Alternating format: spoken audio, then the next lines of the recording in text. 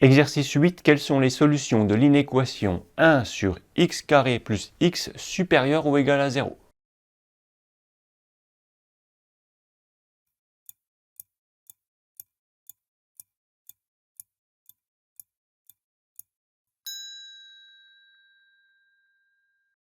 Quand on observe bien cette inéquation, on pourrait se dire ça c'est toujours positif et donc pourquoi on nous pose cette question? Les solutions c'est R.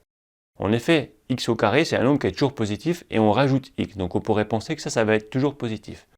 Eh bien non, ce n'est pas le cas. Si tu prends par exemple x égale moins 0,5, x au carré ça va faire 0,25 et 0,25 moins 0,5 ça va faire un nombre négatif. Donc ça c'est pas toujours positif. Le signe de ça, pour le trouver, il va falloir factoriser ça.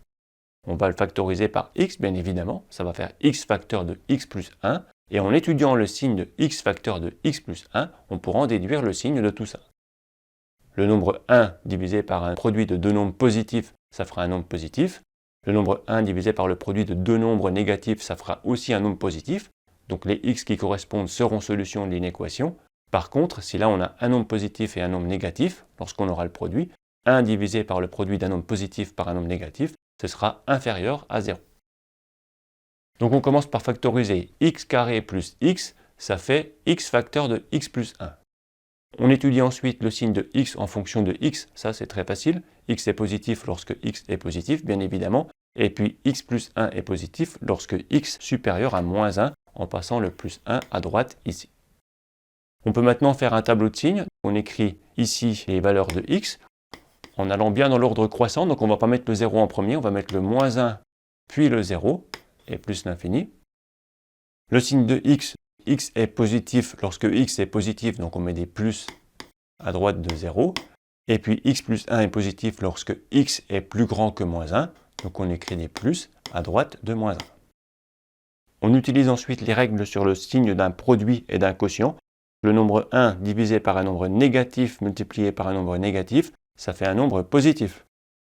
Le nombre 1 divisé par un nombre négatif multiplié par un nombre positif, ça fait un nombre négatif. Et enfin, le nombre 1 divisé par un nombre positif multiplié par un nombre positif, ça fait un nombre positif.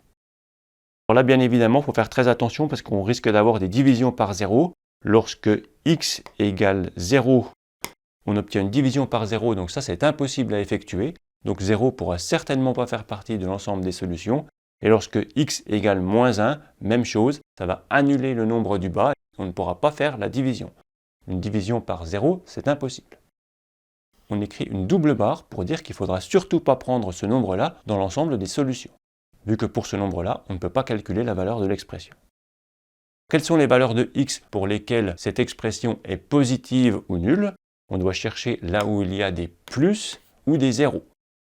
Des plus, il y en a ici et ici. Ça correspond à tous les x de moins l'infini à moins 1, plus tous les x de 0 à plus l'infini. On va donc écrire les solutions comme ceci.